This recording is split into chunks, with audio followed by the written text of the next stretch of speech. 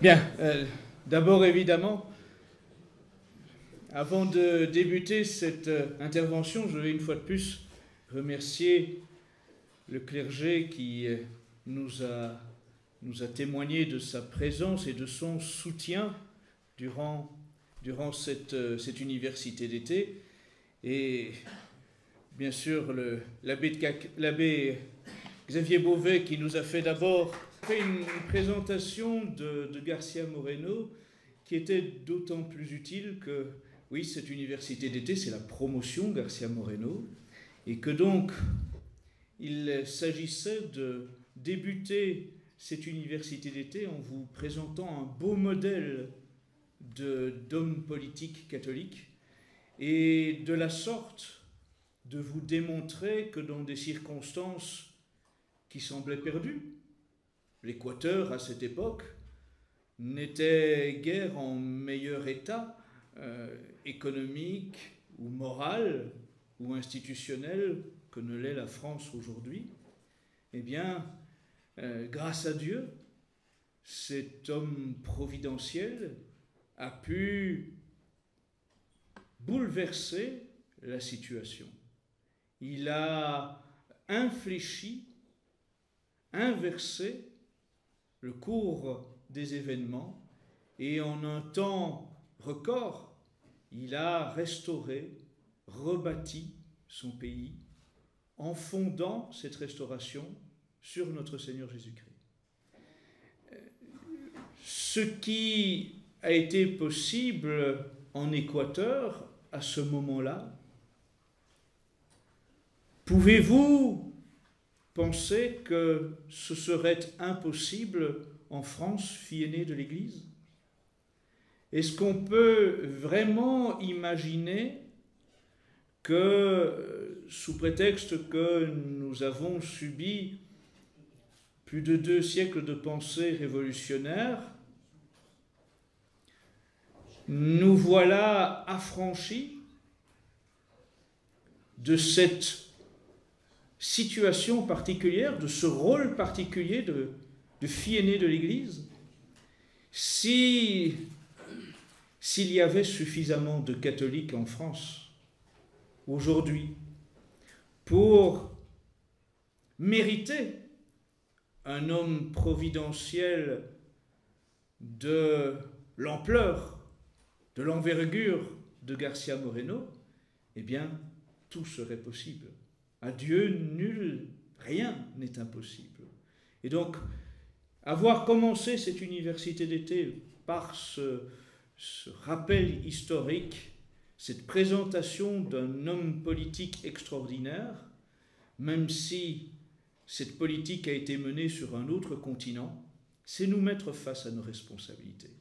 C'est se rendre compte que même si les années ont passé, même si cela ne se déroule pas sur le même continent, sur le même territoire, si nous faisions tout pour le mériter, eh bien oui, nous aurions peut-être à ce moment-là ce cadeau de Dieu d'avoir un homme politique extraordinaire qui nous aide à redresser le pays.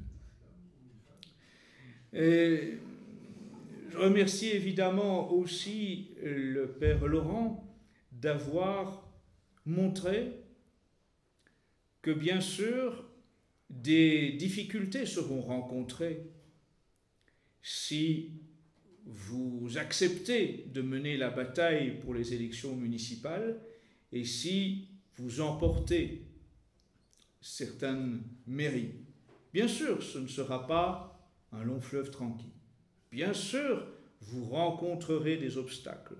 Bien sûr, il y a des menaces, des épées de Damoclès qui pèsent au-dessus de nos têtes. Mais ceci étant, eh bien, le Père Laurent aussi rappelait que, en aucune façon, cela ne doit vous freiner dans votre ardeur à vous engager pour servir Dieu et votre pays.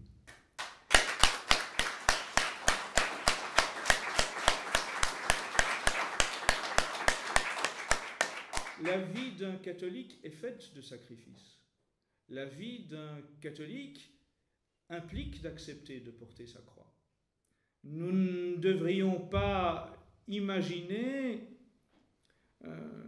participer à une telle université d'été et espérer, prier, attendre un redressement du pays sur base de la doctrine catholique si nous ne sommes pas prêts nous-mêmes à y prendre notre part de travail, avec toutes les conséquences, tous les risques, tous les sacrifices, toutes les abnégations que cela nécessite.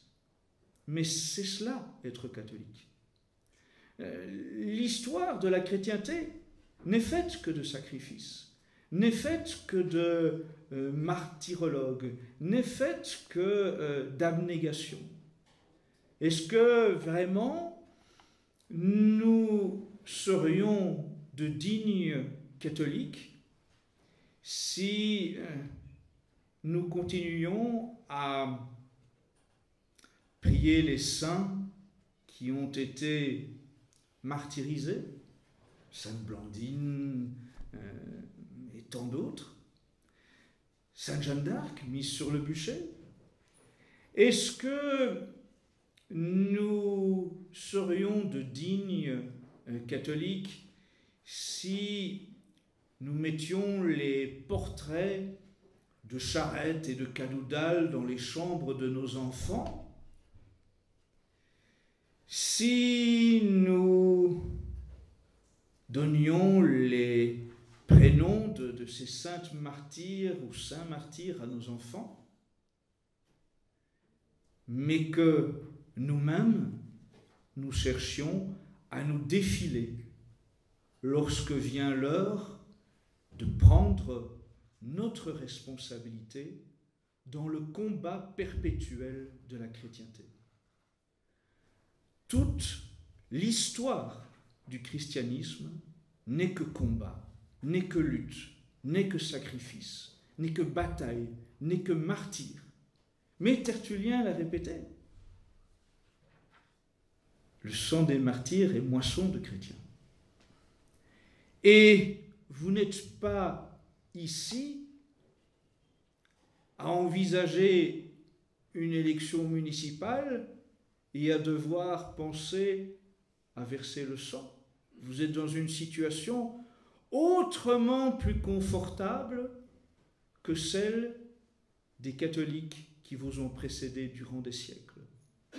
Vous n'êtes pas encore jeté dans l'arène face au lion. Vous n'êtes pas encore persécuté par le glaive. Vous n'êtes pas soumis au bûcher comme le fut Sainte Jeanne d'Arc. Vous n'êtes pas génocidé comme le furent les Vendéens. Il vous est simplement demandé d'abandonner un tout petit peu de votre confort. Parce que, soyons lucides, l'époque que nous vivons n'a jamais été aussi confortable. Aucune des générations qui nous ont précédés, aucune des générations de chrétiens qui nous ont précédés n'ont connu une époque aussi confortable que la nôtre.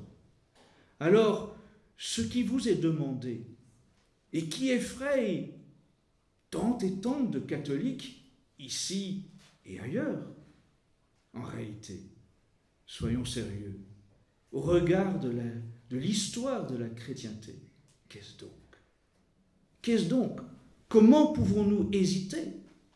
Comment pouvons-nous imaginer que c'est un véritable sacrifice? Ce n'est rien. Au regard de l'histoire de la chrétienté, ce petit engagement, cette petite bataille à livrer, ce n'est vraiment rien. Refuser cette bataille, c'est se montrer indigne. Refuser toutes les batailles de notre époque, de notre siècle pour la chrétienté, c'est montrer incohérence à continuer à voir les portraits de Charette et de Cadoudal dans vos foyers, à avoir une statue de Sainte Jeanne d'Arc dans votre foyer, à lire des livres sur les Christéros. Tout ça, ce serait du vernis si vous n'acceptiez pas vous-même le moindre petit renoncement de votre confort pour partir à la bataille.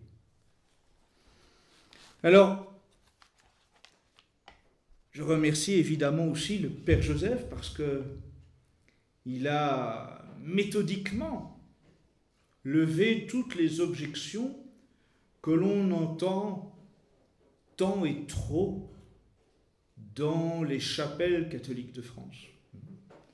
Tant de gens qui peuvent se poser légitimement de justes questions, mais ils ont maintenant de justes réponses qui devraient les empêcher de continuer à se défausser et surtout de continuer à critiquer ceux qui agissent. Parce que le pire peut-être à notre époque et dans nos chapelles, c'est que ceux qui désertent le combat sont souvent aussi ceux qui, pour tenter de donner légitimité à leur désertion, de se donner une apparence de courage derrière leur fuite, critiquent systématiquement, méchamment, sans aucune charité, ceux qui livrent bataille, ceux qui, pour nous tous, pour le bien commun, assument de livrer bataille.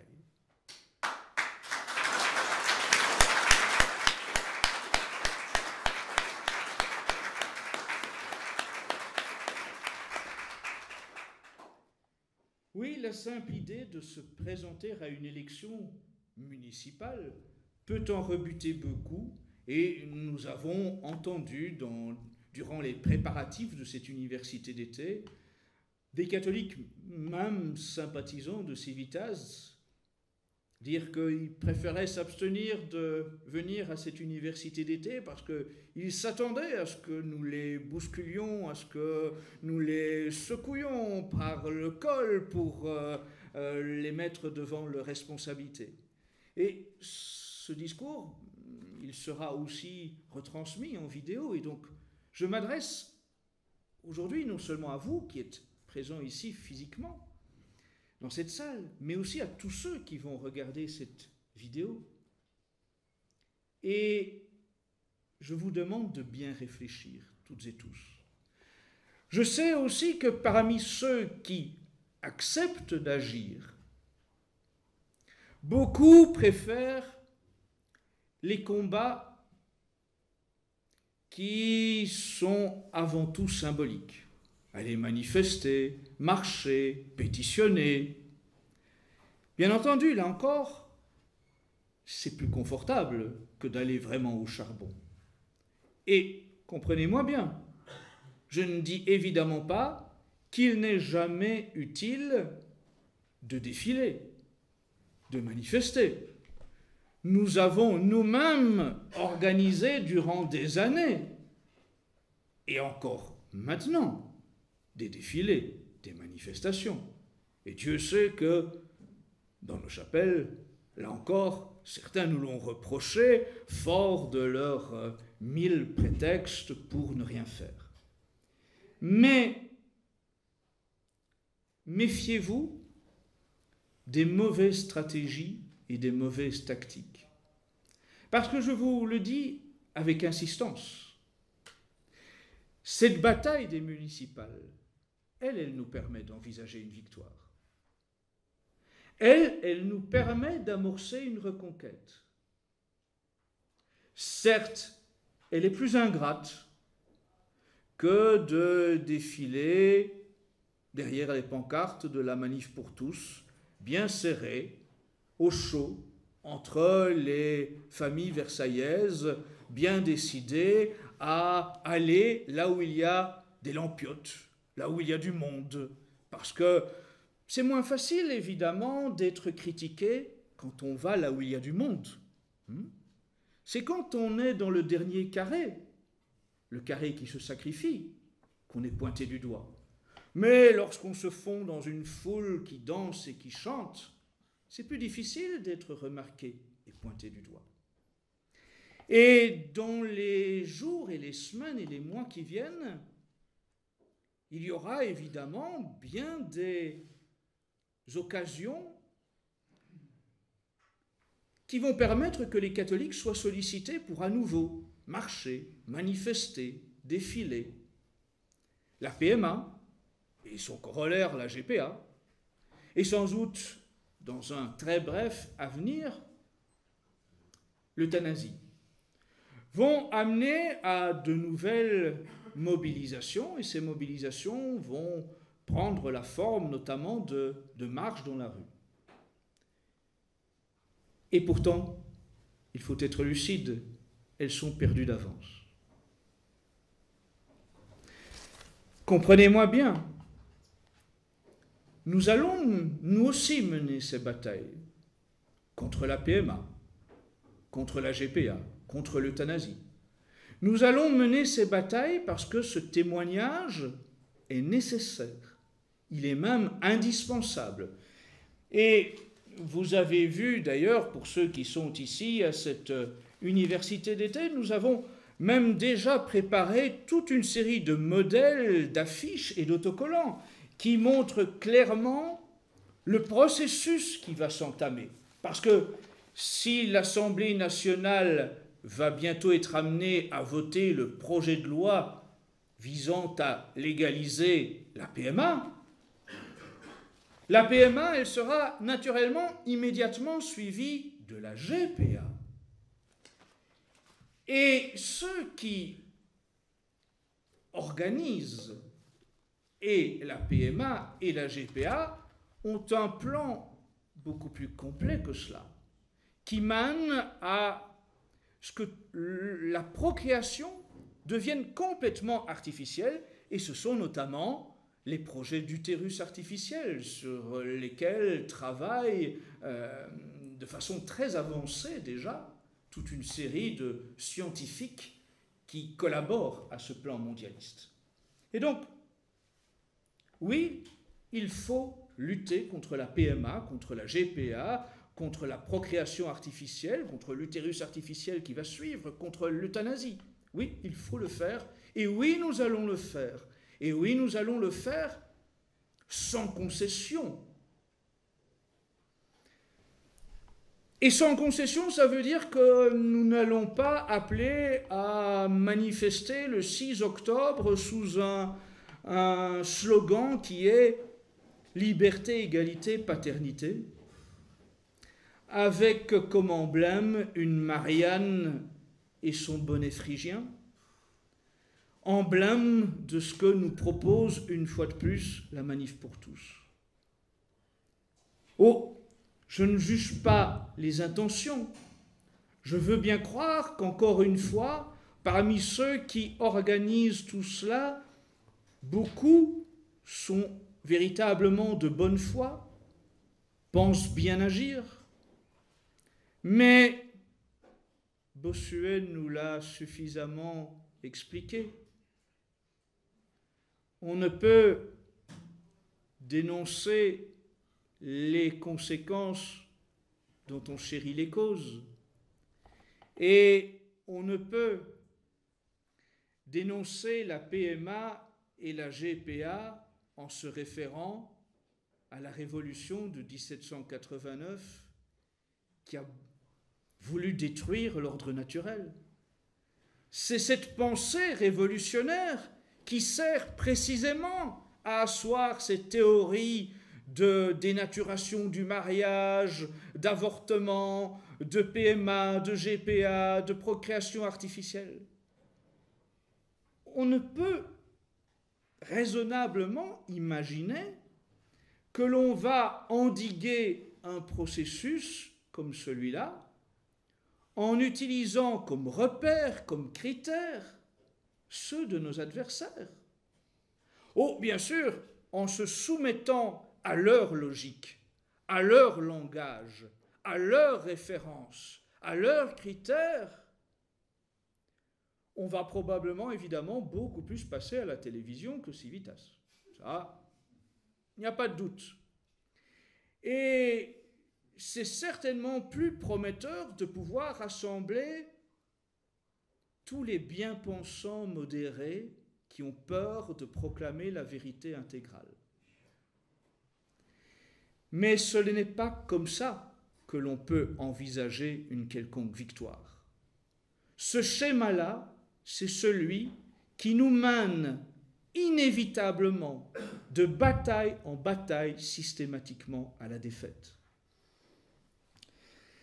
Pire encore, pour que les choses soient bien claires et pour que l'on comprenne bien que même si nous allons mener ces batailles-là, elles sont perdues d'avance, c'est que le système fonctionne d'une telle façon que ce projet de loi déposé par le gouvernement de Macron n'est soumis qu'à deux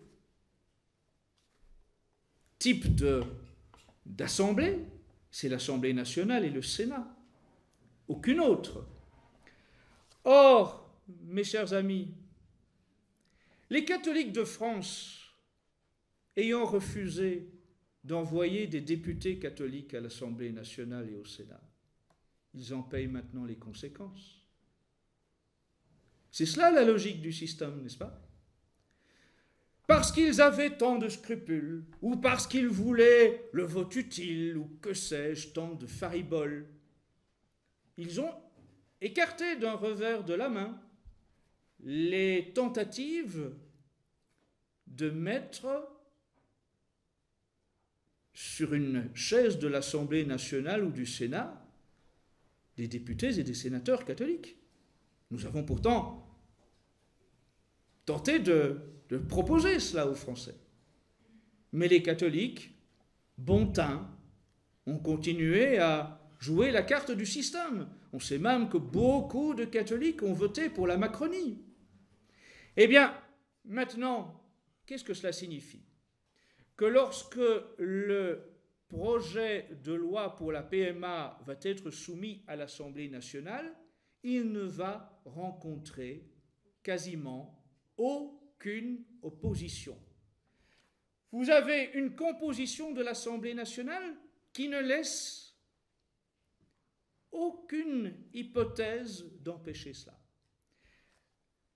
La République en marche, le parti d'Emmanuel Macron, dispose de la très grande majorité dans les assemblées parlementaires.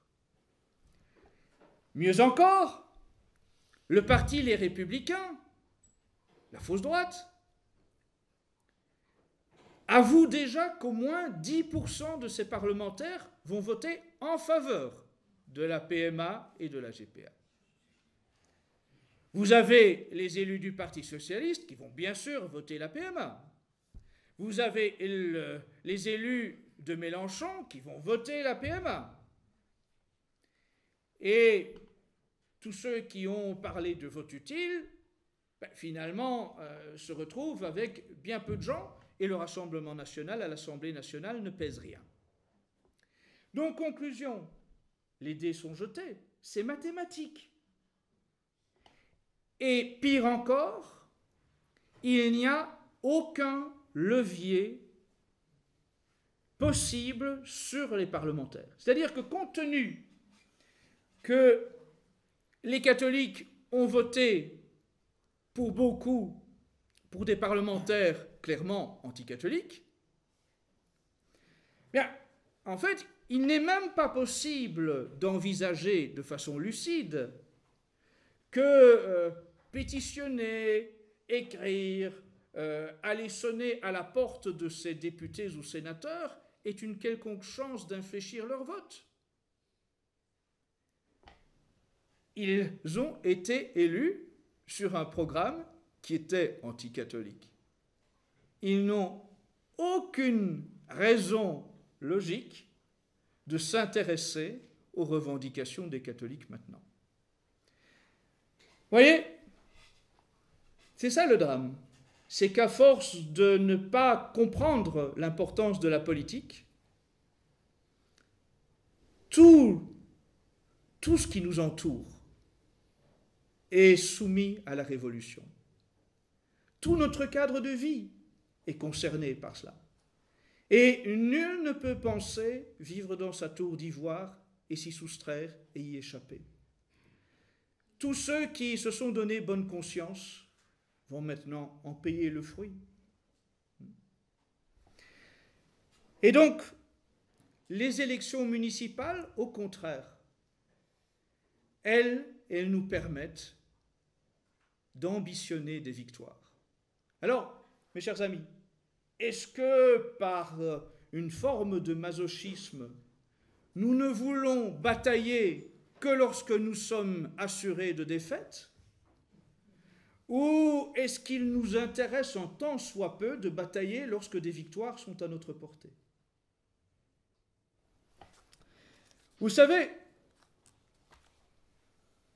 je vais simplement encore donner un petit exemple de cela venant de notre adversaire. Je vais citer Jaurès. Jaurès écrivait dans son journal, à l'issue d'un débat à la Chambre et au Sénat, « Nos adversaires ont-ils opposé doctrine à doctrine, idéal à idéal? Ont-ils eu le courage de dresser contre la pensée de la Révolution l'entière pensée catholique? De réclamer pour le Dieu de la révélation chrétienne le droit non seulement d'inspirer et de guider la société spirituelle, mais de façonner la société civile? Non, ils se sont dérobés. Ils ont chicané sur des détails d'organisation. Ils n'ont pas affirmé nettement le principe même qui est comme l'âme de l'Église. Vous voyez, nos adversaires, eux, se moquent de nous parce que justement, nous ne bataillons pas en tant que catholiques. Si les catholiques de l'époque avaient eu l'ambition d'avoir des députés catholiques, les lois de 1905 n'existeraient pas. Les lois de 1905 n'ont été rendues possibles que parce que les catholiques ont déserté le champ politique. Tout ce que nous subissons en matière de fanatisme laïciste est le résultat de la désertion par les catholiques du champ politique dès le début du XXe siècle. Alors, au contraire, les élections municipales, elles, comme je vous l'ai dit, nous permettent raisonnablement d'ambitionner de véritables victoires. Pourquoi? Est-ce que c'est une lubie de ma part? Est-ce que c'est encore une espèce d'optimisme béat d'Escada de vouloir promettre aux catholiques qu'une victoire est possible à l'occasion de ces élections municipales? Non, ce sont des faits raisonnables. L'Association des maires de France a estimé, depuis maintenant près d'un an déjà, que sur les 34 900 communes à peu près qui subsistent, au moins 2000 se retrouveront dans une situation, dès aujourd'hui, où aucun candidat n'a l'intention de se présenter. Mieux encore, les projections à ce sujet laissent raisonnablement penser que, à la veille du mois de mars 2020, il s'agira de 5000 communes de France qui se trouveront sans candidat. Alors, mes chers amis, si les catholiques de France s'engouffraient dans cette brèche, imaginez un peu le bouleversement que cela pourrait signifier. Imaginez un peu le résultat. Si au soir du 22 mars, par la grâce et la détermination, il existait, comme cela, 2000, 5000 mères catholiques. Imaginez ce que cela signifierait en termes de changement des cartes dans la vie politique française. Ce serait une redistribution complète des cartes sur la scène politique. C'est possible. C'est possible si nous le voulons. Mais si nous refusons une fois de plus de nous salir les mains, c'est encore une victoire qui nous échappera. Et il faudra en payer le prix. Et à l'heure du jugement dernier, eh bien, il faudra expliquer pourquoi nous avons refusé les batailles, même lorsqu'elles étaient confortables et promises à la victoire. Parce que l'on ne me dise pas non plus « Oh mais c'est trop tard, il aurait fallu que j'y pense plus tôt, c'est déjà au mois de mars 2020, ce sera pour la fois prochaine, vous savez, il faut le temps que je me prépare, que je me forme, que là c'est beaucoup trop tôt. Non, non, non, ce sera pour la prochaine fois. » Mais qui vous dit que ce scénario-là sera encore possible la prochaine fois? La possibilité d'emporter 5000 communes en France sans le moindre effort, simplement parce qu'elles sont abandonnées, c'est une situation qui ne se reproduira pas la prochaine fois. Je vous donne quelques éléments pour comprendre que c'est maintenant ou ce n'est plus. C'est que, compte tenu de cette annonce, toutes les communes qui se trouveront au mois de mars 2020 sans candidat sont condamnées à la fusion.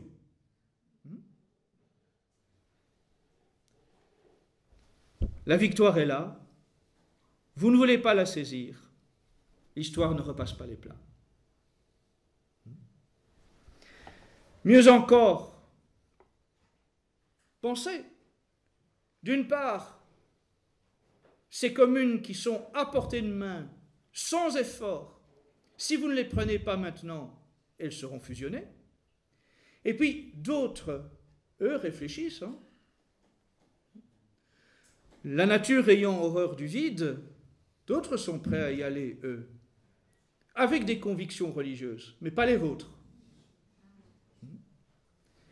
Des listes musulmanes, il y en aura des quantités innombrables en mars 2020. La nature ayant horreur du vide, si vous ne vous battez pas pour reprendre ce pays, d'autres s'en chargeront, à leur façon, pour leur cause.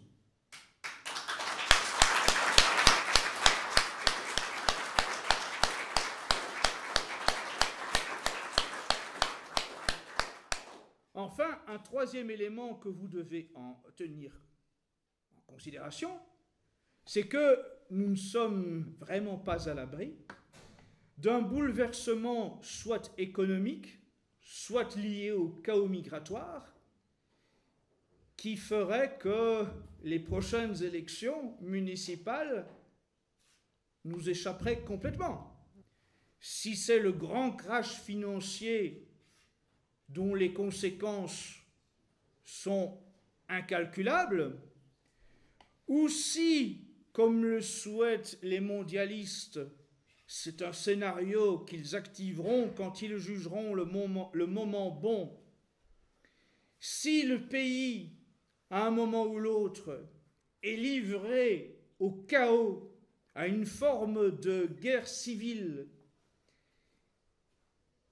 cela servira avant tout à légitimer le recours à une force d'intervention internationale qui viendra légitimer officiellement le besoin d'un gouvernement mondial. Cela fait partie des scénarios que les Attali et consorts ont dans leur petit carton, et ils le sortiront simplement quand ils jugeront le moment le plus propice. Donc, encore une fois, l'histoire ne repasse pas les plats. Vous avez là une énumération de circonstances qui font que c'est maintenant ou ce n'est plus. Alors,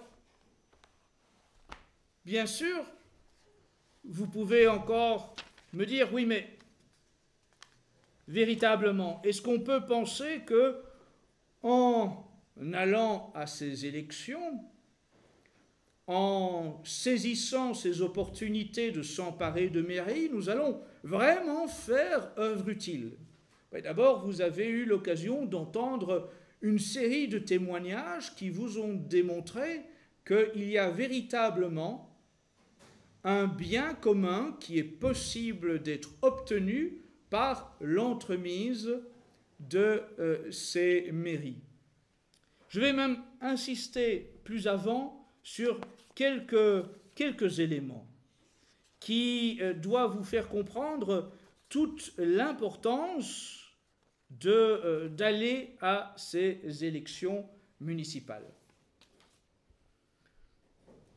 Voulez-vous, dans des petites communes de France, restaurer les églises et les calvaires?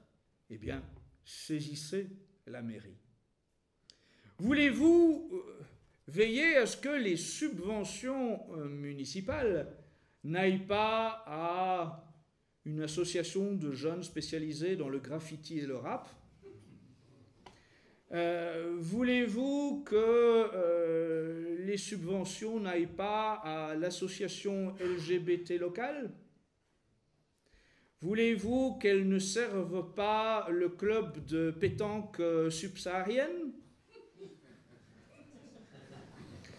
Voulez-vous qu'elles ne servent pas à l'association de djembé subventionnée? Eh bien, c'est en reprenant le contrôle des subventions municipales et en l'affectant au contraire au bien, au beau, au vrai. C'est le combat entre la laideur et la beauté, entre le mensonge et la vérité, entre la révolution et le bien. Voulez-vous que votre commune soit préservée de certaines publicités immorales qui s'affichent sur du mobilier urbain? C'est encore possible à travers la reprise des municipalités. Je vous rappelle qu'il y a eu ce cas il y a 1 an et demi, je pense, d'une campagne d'affichage abjecte en faveur de la promotion de l'homosexualité.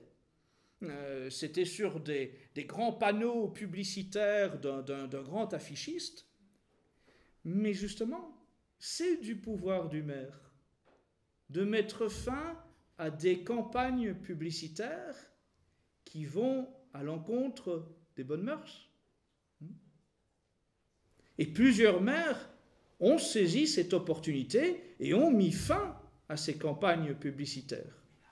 Alors, voyez, si ça ne se faisait pas simplement dans 2 ou 3 communes, mais dans quelques milliers, ça changerait fondamentalement la donne. Il y a bien sûr la bonne gestion. Ce n'est pas rien, la bonne gestion. Oh, bien sûr, ce n'est pas une affaire religieuse, la bonne gestion. Que vous soyez catholique ou non, la bonne gestion, ce n'est pas propre aux catholiques. Mais un catholique doit se soucier du bien commun, et donc la bonne gestion, ce doit être le souci des catholiques.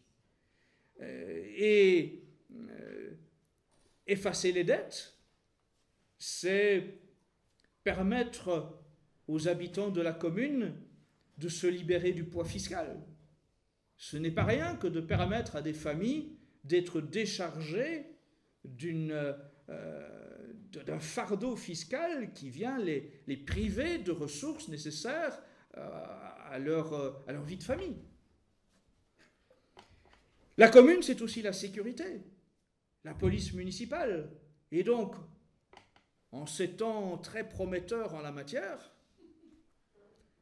disposer d'une police municipale dont l'autorité est favorable à la restauration de la sécurité, c'est tout autre que de la laisser aux mains du laxisme.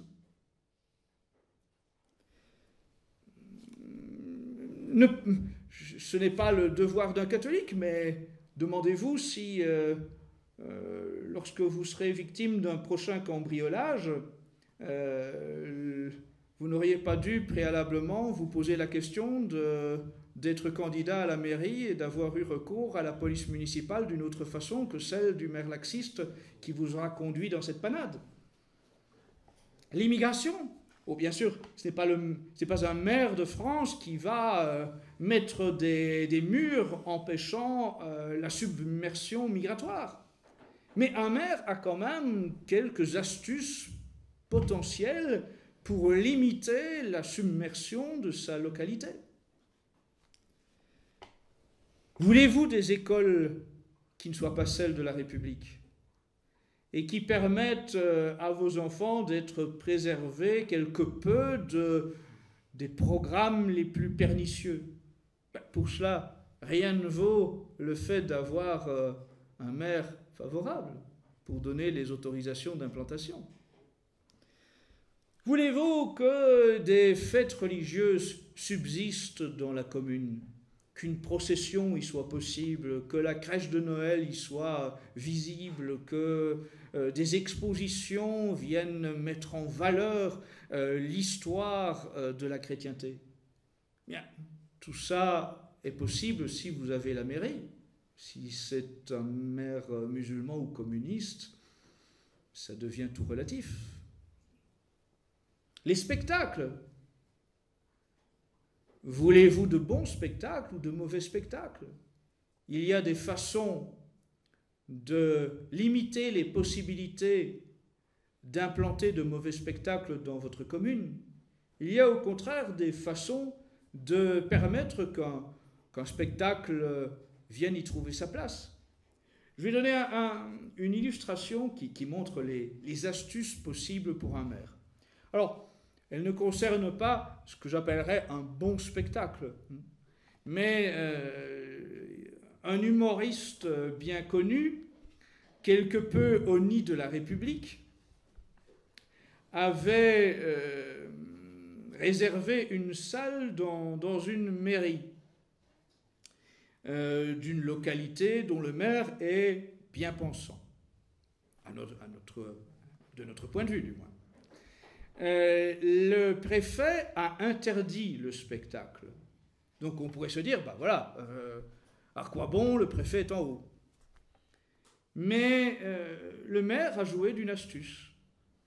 Puisque le préfet interdisait que le spectacle se tienne dans cette salle municipale, le maire a demandé à sa police municipale de mettre à l'entrée de la salle le cadenas le plus petit qu'il trouverait. Et le maire a téléphoné à l'humoriste en question en lui disant « Voilà, c'est interdit. Il y a un cadenas, mais il est tout petit.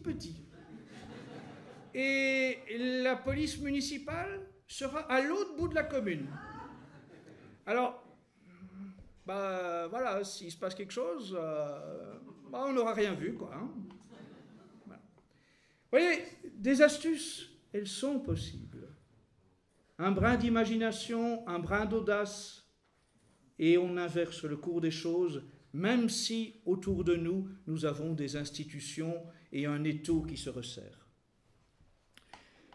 La lutte contre la désertification, je pense aussi que c'est un élément extrêmement important qui doit être pris en compte par nous. Aujourd'hui, la France rurale, elle se vide. Elle se vide de sa jeunesse tout particulièrement. Elle se vide parce que la vie économique disparaît des petites communes. Elle se vide parce que les services publics disparaissent des petites communes.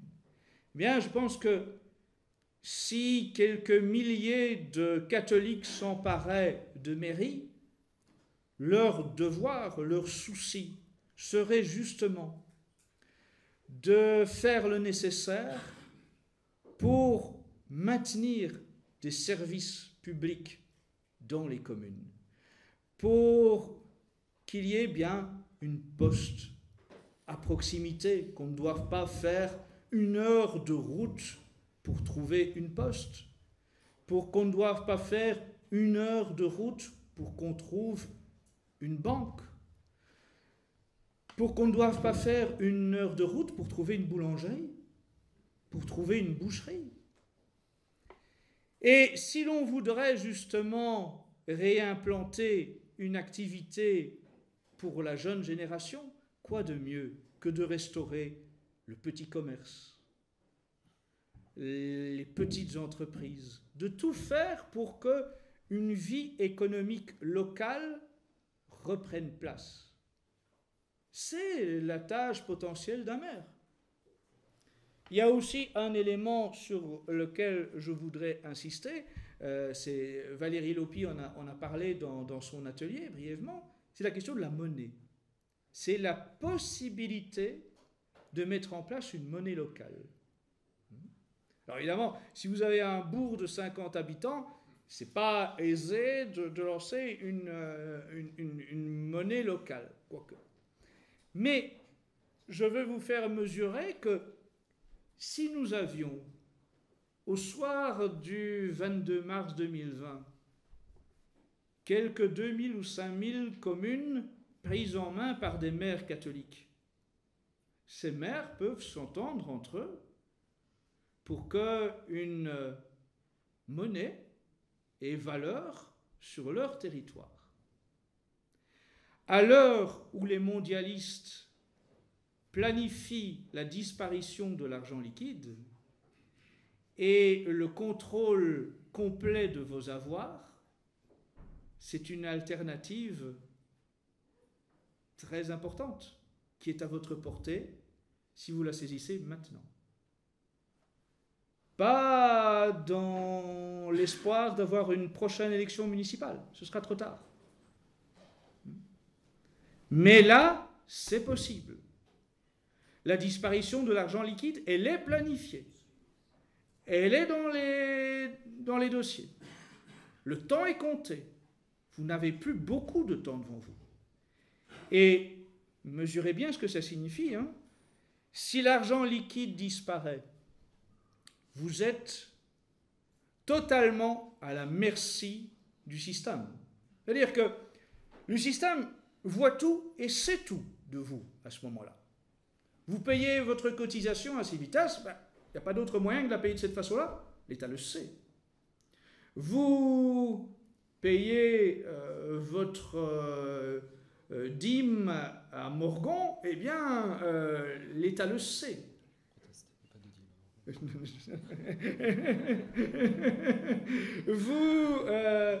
Vous achetez un livre politiquement incorrect, l'État le sait. Vous allez à une réunion, à un meeting politiquement incorrect et vous payez votre entrée électroniquement, l'État le sait. Et si vous devenez donc gênant pour l'État, eh bien, il suffira de 2 clics pour qu'un bug mette vos comptes dans le rouge et que vous soyez mis à mort socialement. Ce sera d'une simplicité déconcertante pour nos adversaires. Donc, encore une fois, mesurez ce qu'il est possible de faire encore maintenant et considérez que le temps presse. Je voudrais là aussi, utiliser une petite citation. Elle est d'Aldous Huxley.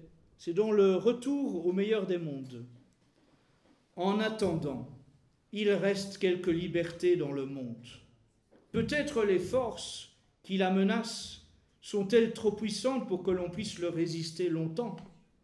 C'est encore et toujours notre devoir de faire tout ce qui est en notre pouvoir pour nous opposer à elles. Donc, ne laissez pas passer vos opportunités tant qu'il en est encore temps. Puisque nous ne savons pas combien de temps il nous reste. Alors, mes chers amis, un engagement maintenant. Il faut prendre un engagement. Il faut que chacun de vous, présent ici physiquement, en prenne un. Et il faut que, à terme, ceux qui verront cette vidéo se sentent aussi tenus que vous, présents ici physiquement. Bien sûr, nous n'avons pas la pression du clergé et des responsables de Civitas ici aujourd'hui présents physiquement qui peuvent atteindre les gens qui virtuellement entendront ce discours. Mais que le raisonnement qui a été tenu jusqu'ici amène chacun de ceux qui entendra ce discours à réfléchir et à prendre ses responsabilités tant que le temps le permet. Donc, mes chers amis, vous avez un éventail de possibilités qui s'offrent à vous. Première chose, c'est de commencer dès maintenant à assister aux réunions municipales. Il vous a été démontré durant cette université d'été que le simple fait d'y assister, d'abord cela vous donne une expérience, mais aussi cela met sous pression les élus municipaux. C'est quand même beaucoup plus difficile de continuer à faire les mafieux lorsqu'il y a des témoins.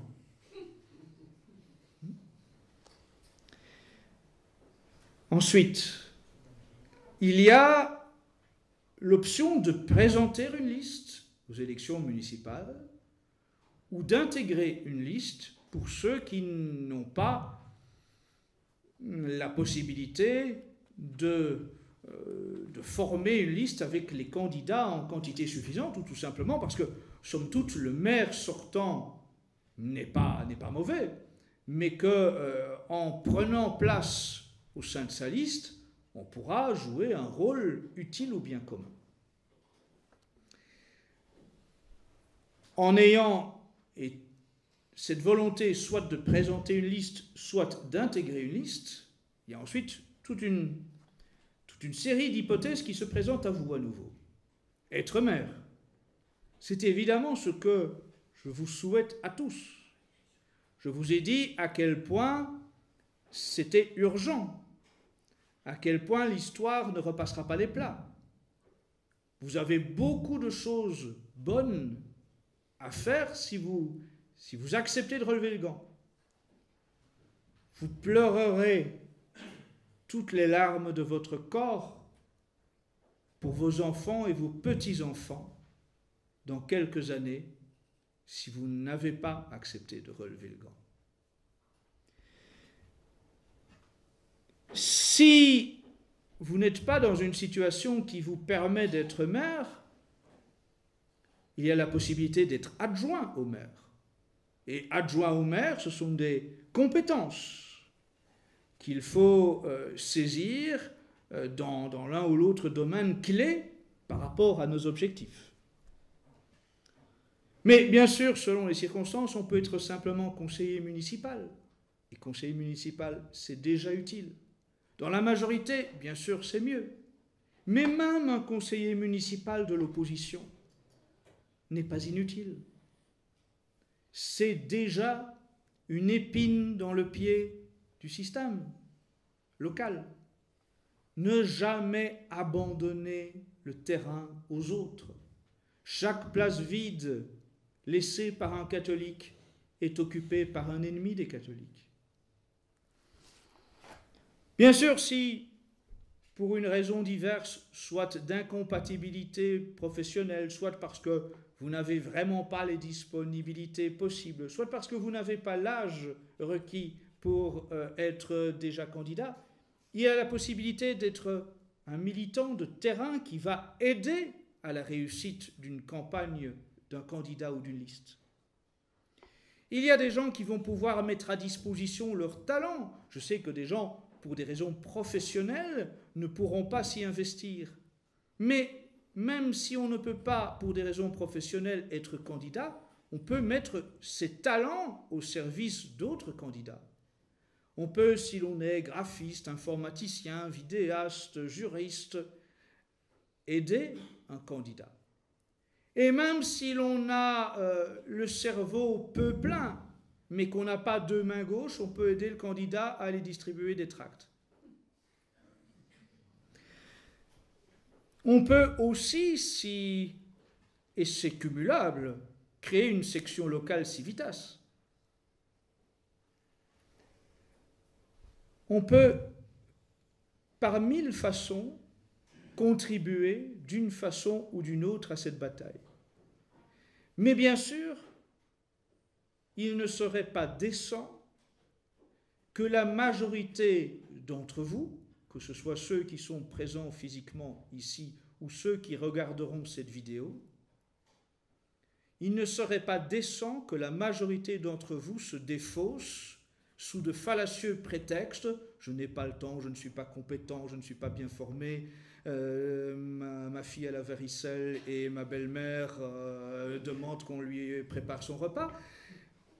Il ne serait pas décent que la majorité d'entre vous use et abuse de fallacieux prétextes pour ne pas remplir son devoir d'État. Parce que le clergé présent ici me corrigera si nécessaire, mais compte tenu des circonstances, compte tenu des enjeux, compte tenu du basculement civilisationnel qui peut se faire dans un temps bref si les catholiques ne prennent pas leurs responsabilités, eh bien je pense vraiment que c'est le devoir d'État de s'engager pour beaucoup de catholiques français. Bien sûr, pas tous, mais beaucoup. Et je voudrais terminer par quelques citations qui, quand même, sont de nature à vous rappeler votre devoir de vous engager. Celle-ci de Léon XIII. Il y en a qui ne voudraient pas qu'on s'opposât ouvertement au triomphe de l'injustice toute-puissante, crainte d'exaspérer la colère des adversaires. Ces gens-là, sont-ils pour l'Église ou contre elle? On ne saurait le dire.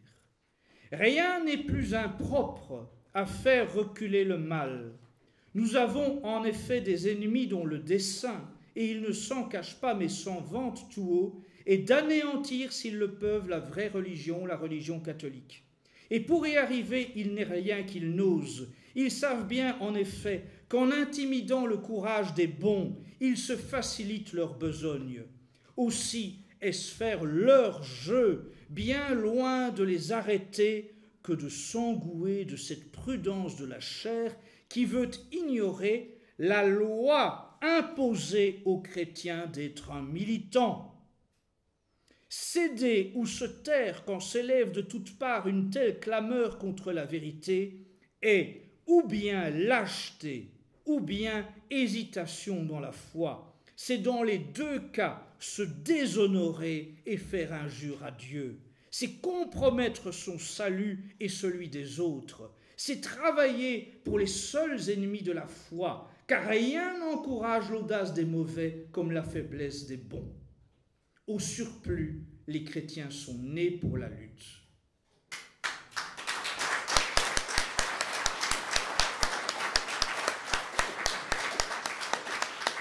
Mes chers amis, avant que vous quittiez cette université d'été, de grâce, pour ceux qui ne l'ont pas fait, prenez votre carte de membre 2019 de Civitas. C'est un encouragement pour nous à mener le combat. Mais surtout, au-delà de cela, avant de partir de cette université d'été, venez trouver l'un des responsables nationaux de Civitas ici présents que vous avez pu identifier et donnez un petit papier avec votre résolution. Votre résolution, votre nom, vos coordonnées, votre zone géographique.